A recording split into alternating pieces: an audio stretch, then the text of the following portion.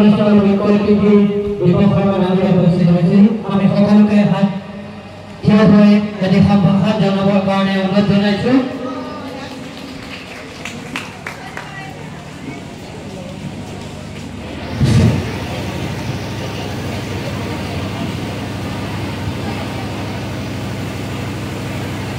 Jamuguri press ক্লাবৰ উদ্যোগত স্থানীয় ৰাইজৰ সহযোগত কৃতি ছাত্ৰ ছাত্ৰীৰ বিশেষ অভিনন্দন আৰু শৈক্ষিক বঁটা প্ৰদান অনুষ্ঠানৰ আমি কাৰ্যসূচী আৰম্ভ কৰিব বিচাৰিছোঁ। আমি মঞ্চত আসন গ্ৰহণ কৰিবৰ কাৰণে অনুৰোধ জনাইছোঁ সকলোকে।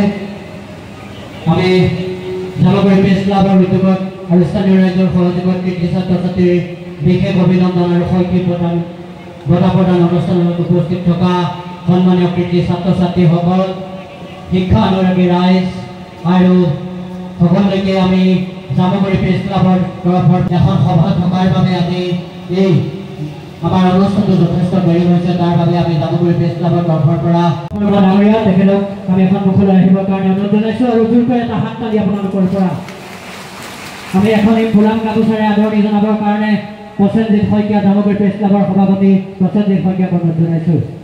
ইয়াৰ পিছতে এটি স্মাৰক প্ৰদান কৰিবৰ কাৰণে কাৰ্যকৰী সভাপতি মৃদুল বৰাক অনুৰোধ জনাইছোঁ। ইয়াৰ পিছতে এটি ফুলাম জাপি আমাৰ ঋতুপন দত্তক অনুৰোধ জনাইছোঁ। এখনি বস্ত্ৰ জামুগুৰি প্ৰেছ ক্লাবৰ এখনি বস্ত্ৰ আমি আদৰণি জনাবৰ কাৰণে অনুৰোধ জনাইছোঁ। নুমল শইকীয়া উপসভাপতি এটি আমাৰ চাহ অসম যিহেতু চাহেৰে বিখ্যাত, গতিকে এটি চাহপাতৰ টোপোলা তেখেতক প্ৰদান কৰিবৰ কাৰণে অনুৰোধ জনাইছোঁ। ইয়াৰ পিছতে এখনি আমি প্ৰশংসা পত্ৰ তেখেতৰ কাৰণে যুগুত কৰি উলিয়াইছিলোঁ, আমি পাঠ কৰি দিছোঁ। জামুগুৰি প্ৰেছ ক্লাবৰ উদ্যোগত কৃতি ছাত্ৰ ছাত্ৰীৰ বিশেষ অভিনন্দন। এনেকুৱা মেইন মিটিং ৰাজহুৱাভাৱে মানুহে যাতে মৃত্যু চায়। এতিয়া 7 বছৰীয়া দীপক শৰ্মা ভৰিত চেণ্ডেল নাই, স্কুলত খোলা হাফ পেণ্টটো পিন্ধি যায়, বগা চাৰ্টটো পিন্ধি যায়, মেইন মিটিং বিয়া তুলনি বিয়া খাবলৈ সেইযোৰে পিন্ধি যায়, কোনে গুৰুত্ব দিব? আমাৰ ওচৰত যেনেকুৱা ৰাজহুৱা সভা হয়, 7 বজাত যদি সভা, মায়ে পেৰাচুটৰ তেল এসোপা আধা লিটাৰমান মূৰত টানি দিয়া, চুলি ফনি আহে, ভাল দেখি যায়। 7 বজাত যদি সভা, মই 5 বজাতে গৈ বহি থাকোঁ। ক'ত বহোঁ? কিয় জানো 5 বজাত মানুহ খালী থাকে, এই প্ৰথম চকীকেইখনত বহিব পাৰোঁ। চবে চাব দিলে বা ফাৰ্ষ্ট চকী, ভৰিকেইখন ওলমি থাকে চুটি চুটি। যেতিয়া মূল সভা আৰম্ভ হয়, সপোন কিয় দৰকাৰী? মই সেই কথাটো কৈছোঁ। যেতিয়া মূল সভা আৰম্ভ হয় 7 বজাত, সমাজৰ বিশিষ্ট ব্যক্তিসকল আহে আৰু স্বাভাৱিকতে 7 বছৰীয়া ল'ৰাটোক কোৱা হয়, ঐ আগতে ইমান চকীৰ ব্যৱস্থা নাছিল, কাঠৰ চকী আছিলতো, চকী ইমান মানুহে চকীত বহিব নাপায়, তোমালোকৰ নিচিনা খুচুৰা পইচা মাটিত বহিব লাগে আগত। এতিয়া প্লাষ্টিক আহিছে কাৰণে চকী যথেষ্ট, আগতে কাঠৰ চকী লিমিটেড আছে।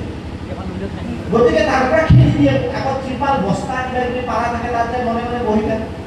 আহিছিলোঁ, মানুহে মোক চাব, মোক বাহবা দিব, পিছতে গালি চালি মাৰি অলপ খেলি দিছে, এই ফুট আগত যাত পাব। তাতো বস্তাটো বহিবলৈ শান্তি নাপায়, ক্ষীণ মানুহ। লগৰ যিকেইটা আছিল সিহঁতে এই পাত কষ্ট সপোন দেখা, ডাঙৰ সপোন দেখা। আৰু সপোনটো যেতিয়া তুমি দেখিবা, লগৰবোৰে হাঁহিব, গুৰুত্ব নিদিবা।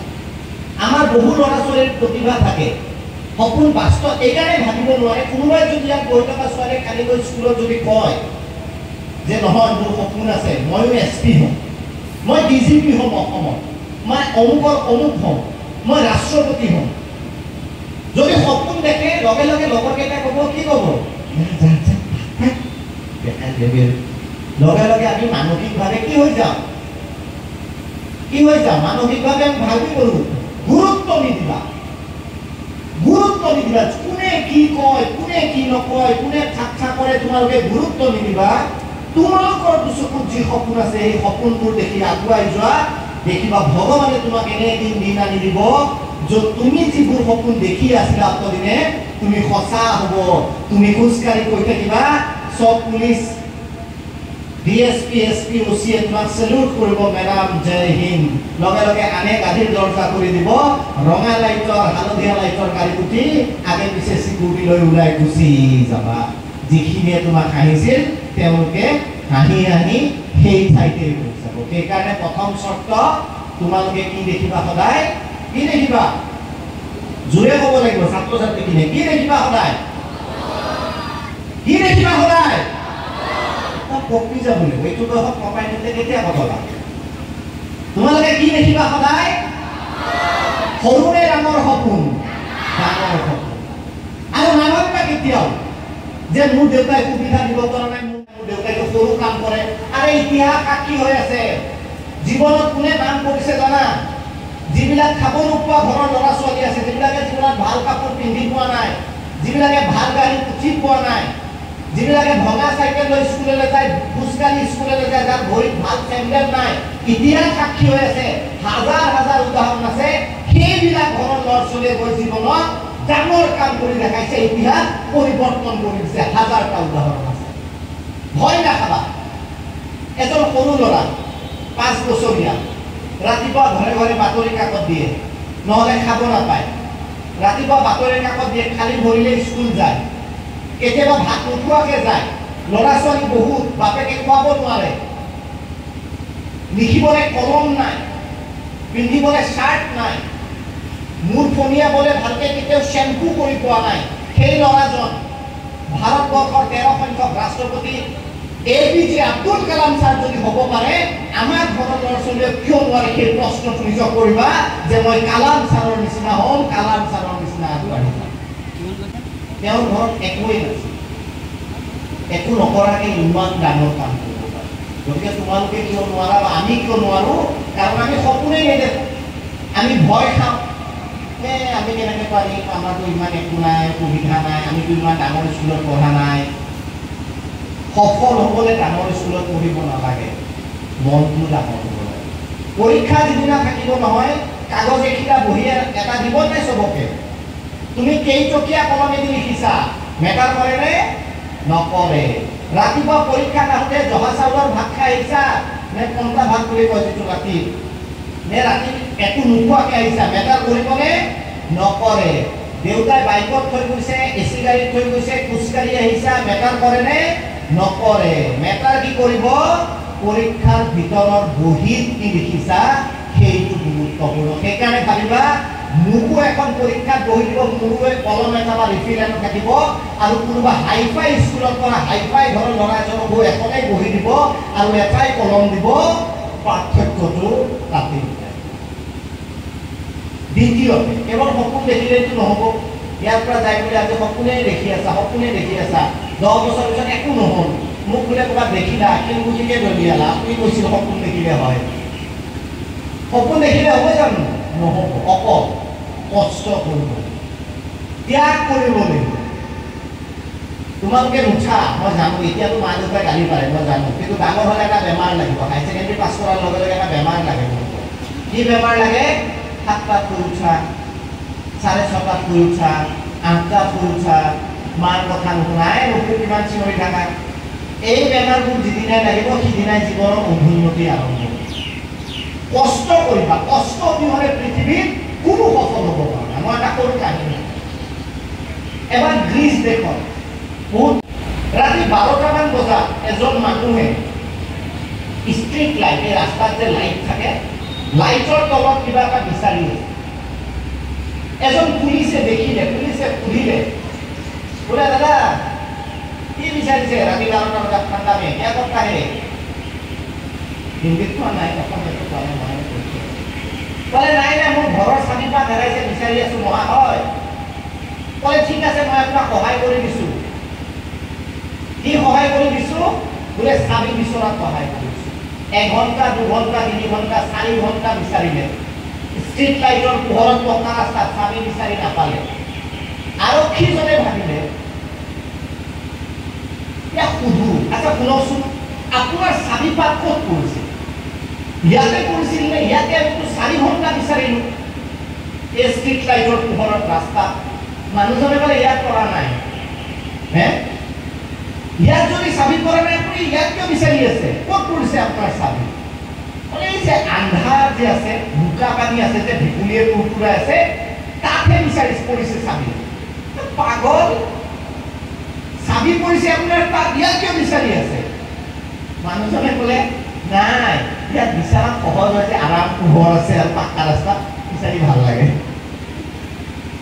মানুহজনে জীৱনত বিচাৰি পাব নাই নাপায় অৰ্থাৎ জীৱনৰ সফলতাৰ চাবি বিচাৰিব লাগিলে তুমি আন্ধাৰত খেপিয়াব লাগিব তোমাক পোকে কামুৰিব পৰুৱাই কামুৰিব হাতেৰে তেজ ওলাব কষ্ট পাবা তাৰ পিছত তোমালোকে জীৱনৰ সফলতাৰ চাবি বিচাৰি পাবা আৰামত জীৱনৰ চাবিৰ সফলতাৰ চাবি কেতিয়াও বিচাৰিব গতিকে এতিয়া যদি তোমালোকে কষ্ট নকৰা 6টাত উঠা 7টাত উঠা দিনৰ দিনটো মোবাইল স্কুলত যোৱাৰ আগে আগে মোবাইল আহোঁতে মোবাইল শুওঁতে মোবাইল উঠোঁতে মোবাইল ৰিল এইবিলাক যদি চাই থাকা তেনেহ'লে তোমালোকে সফল হ'ম বুলি ক'লে সেই মানুহজনকে তোমালোকে হাঁহিছিলা পাগলটো ক'ত চাবি বিচাৰি আছে আৰামত তোমালোকে যদি সফল হ'ম বুলি ক'বা আগে তোমালোকক তেনেকৈ হাঁহিব যে সফল হ'বলৈ ইমান আৰামৰ জীৱন এটা পাৰ কৰি আছে সফল হ'বলৈ টোপনি ক্ষতি কৰিব লাগিব যি ছাত্ৰ ছাত্ৰীয়ে 4 বজাত 5 বজাত টোপনি লাগিলেও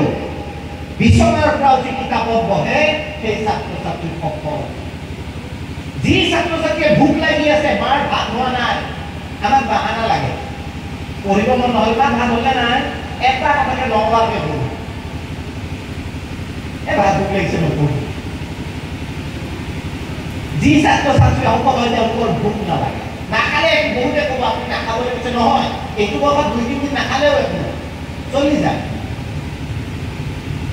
শ্বাহৰুখ খান বিৰাট সফল হয়নে নহয় শ্বাহৰুখ খানে এটা কথা কৈছিল মোৰ ভাল লাগে অসমীয়া তেনেকুৱা কথা যে যিসকল ব্যক্তি সফল হয় তেওঁলোকে সদায় অধৈৰ্য হৈ অধৈৰ্য মানে কেনেকুৱা সাৰ পাই তেওঁলোকে পঢ়িব লাগে আৰু কৈছিলে যিসকল ব্যক্তি সফল তেওঁলোকৰ টোপনি নধৰে যিসকল ব্যক্তি সফল তেওঁলোকৰ ভোক অৰ্থাৎ এজন ছাত্ৰৰ পঢ়াৰ প্ৰতি ধাউতি থাকিলে কি সাৰ পাই উঠিব আৰু যাৰ ধাউতি নাই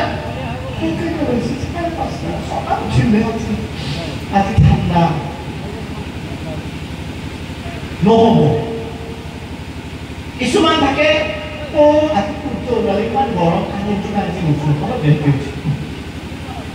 তেনেকে যদি তোমালোকক মই কওঁ জীৱনৰ 25টা বছৰ এতিয়া হয়তো তোমালোকে উপলব্ধি নকৰিবা এটা সময় আহিব জীৱনৰ 25টা হাজাৰ ল'ৰা ছোৱালীয়ে কাকো সিহঁতৰ জীৱন ধ্বংস নকৰিবা শচীন তেণ্ডুলকাৰ দেউতাক ঢুকাল শচীন তেণ্ডুলকাৰে ৰিটায়াৰমেণ্ট হ'ল প্ৰায় 20 বছৰমান পিছত এটা কোম্পানী আহিল কোম্পানীয়ে ক'লে যে এটা এডভাৰটাইজমেণ্ট কৰিব লাগে কোম্পানীটো মই নকওঁ নামটো আছে এইটো ৰিয়েল ষ্টৰি মাত্ৰ 30 ছেকেণ্ড শ্বুটিং কৰিব লাগে কিমান ছেকেণ্ড 30 ছেকেণ্ডৰ এটা বটল লৈ খালি তাকো পানীৰ বটল নামটো মদত দেখাত পানী ডাইৰেক্ট মদত এডভাৰটাইজ নকৰে খালি ক'ব লাগে এইটো বঢ়িয়া কোম্পানী 30 ছেকেণ্ড কিমান টকা পাব 20 কোটি টকা যেতিয়া চব ৰেডি হ'ল এগ্ৰিমেণ্ট চাইন হ'ব যিদিনা শচীনে সুধিলে মানে তেখেতৰ ছেক্ৰেটাৰীয়ে কৰি আছিল এই যে মই 30 ছেকেণ্ডৰ কাম 20 কোটি টকা এইটো কি ডাইলগ ক'লে এইটো এনেকৈ মুদৰ কোম্পানী লগে লগে শচীন তেণ্ডুলকাৰে এই চেকখন ঘূৰাই দি গুচি আহিছে কৈছে মই 25 বছৰ আগতে মোৰ দেউতাক প্ৰতিশ্ৰুতি দিছিলোঁ যে জীৱনত মদ আৰু গুটখাৰ এডভাৰটাইজমেণ্ট নকৰোঁ গতিকে দেউতাৰ এই প্ৰতিশ্ৰুতিৰ বাবে এই 20 কোটি টকা নালাগে আপোনাৰ এডভাৰটাইজমেণ্ট মই নকৰোঁ সেইকাৰণে শচীন তেণ্ডুলকাৰ মহা কিমান ডাঙৰ চেক্ৰিফাইচ কৰিব পাৰে মই কৈছোঁ নহয় আমাক 100 টকা দিলে 3টা মিছা কথা হয় পিছত সেইকাৰণে যিসকল মহান ব্যক্তি যিসকল মহান ডাঙৰ ব্যক্তি আছে সেই ব্যক্তিসকলে সদায় পিতৃ মাতৃৰ লগত যিটো সম্পৰ্ক সেই সম্পৰ্কটো বচাই 5 নম্বৰ সদায় ভাল সংগ ৰাখিবা তোমাৰ বন্ধু আছে না এইটো বয়সত বহুত বন্ধু পাবা সদায় ভাল বন্ধু ৰাখিবা 2 ধৰণৰ বন্ধু থাকে এক ধৰণৰ যদি তুমি পঢ়াৰ কথা কোৱা কিবা ভাল কথা কোৱা এই জানা লাগে কি এটা এটা কথা না আৰু যদি ফালতু কথা কোৱা বিৰাট ইণ্টাৰেষ্ট দিয়ে সদায় ভাল সংগ ৰাখিবা এজন ভাল বন্ধু জীৱনত সফল কৰে কৰ্ণৰ নামটো শুনিছা নাই কৰ্ণৰ মহাভাৰতৰ ৰণত মৃত্যু হৈছিল নে নাই কিয় কৰ্ণ অৰ্জুনতকৈ এক্সপাৰ্ট ধনুৰ্ধৰ আছিল অৰ্থাৎ অৰ্জুনৰ যে বিদ্যা তাকে 100 গুণে বেছি কাৰ বিদ্যা আছিল কৰ্ণৰ কৰ্ণ শ্ৰেষ্ঠ ধনুৰ্ধৰ আছিল কৰ্ণৰ প্ৰব্লেম কি আছিল জানা মহাভাৰতৰ যুদ্ধত অৰ্জুনৰ সাৰথি কোন আছিল শ্ৰীকৃষ্ণ অৰ্থাৎ জ্ঞানৰ প্ৰতীক ইতিবাচক কথাৰ প্ৰতীক আৰু কৰ্ণৰ সাৰথি কোন আছিল জানানে তোমালোকে এজন ৰজা আছিল তেওঁৰ নাম মাতৃ আৰু ছোৱালীখিনি ইয়াত বহি আছে ল'ৰাতকে ছোৱালীৰ সংখ্যা এইবিলাকত বেছি সাধাৰণ ল'ৰাখিনি বেয়া নাপাবা আমি যদিও আজি একবিংশ শতিকাত বহুত আগবাঢ়ি গৈছো পিতৃ মাতৃৰো ভুল আছে নিজৰ ল'ৰাটোক যিমান গুৰুত্ব দিয়ে চব নহয় ছোৱালীজনীক কিমান গুৰুত্ব হয়তো নিদিয়ে যিমান দিব লাগে মই বিশ্বাস কৰোঁ মই নিজেও ল'ৰা সন্তান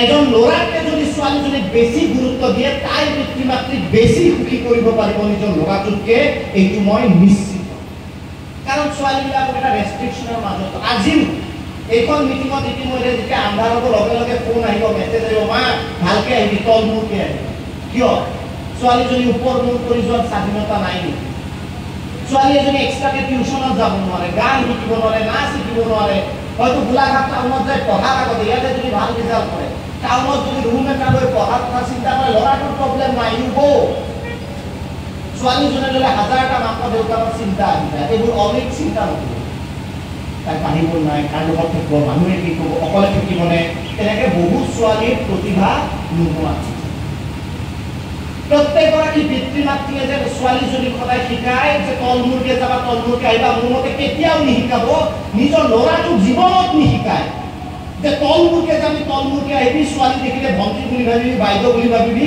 আজিলৈ কোনো মাকে এনেকুৱা নিজৰ ল'ৰাক কৈ পোৱা নাই মই গেৰেণ্টি দি কৈছোঁ যদি তেনেকৈ কয় মাকে ছোৱালীক ক'ব নালাগে তলমূৰকে গতিকে মাতৃ পিতৃটো এইটো এটা অভ্যাস মই ভাবোঁ ৰাতি হোৱাৰ লগে লগে ল'ৰাটোক ছোৱালীটোক যেনেকৈ ফোন কৰে ল'ৰাটোক এটা ফোন কৰিব আৰু ক'ব ৰাস্তাত যাওঁতে কিন্তু তলমূৰকে যাবি কাকো দেখি নোজোকাবি মই ভাবোঁ তেতিয়া ছোৱালীখিনিয়ে আৰু এখোজ আগবাঢ়ি যোৱাত সহায় সেইকাৰণে ইয়াত যিখিনি ছোৱালী আছে মই তেওঁলোকক কওঁ নিজকে কেতিয়াও কম বুলি নাভাবে ৰেষ্ট্ৰিকশ্যন নানিবা যে মই ছোৱালী হয় মোক টাউনত গোলাঘাটত গুৱাহাটী দেৰগাঁৱত যোৰহাটত পঢ়িব যাব দিব নাই কনভিন্স কৰা নিজৰ মাক দেউতাক আৰু তেওঁলোকে এইটো মানিব বুলি মই বিশ্বাস গতিকে সমাজ পৰিৱৰ্তন হৈছে সমাজ এডভাৰটাইজবিলাকৰ গণ্ডগোল আছে আমি চাওঁ ধুনীয়া লেতেৰা বাচন লগে লগে আহি যায় কি এগৰাকী মহিলা ঘামি জামি পৰেশান হৈ গৈ আহিব